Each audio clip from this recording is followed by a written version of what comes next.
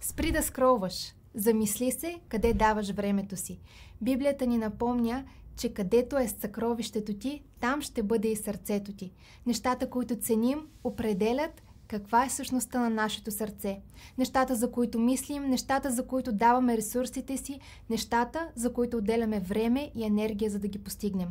Нашите емоции, нашите желания са в резултат на състоянието на нашето сърце.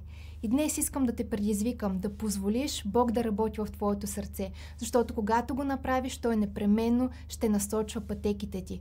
В теб е изборът да избереш да инвестираш време, енергия, ресурси, силата си в неща, които няма да имат вечна стойност, неща, които са временни и утре няма да имат значение. Или да инвестираш в неща, които ще определят бъдещето ти и имат вечна стойност.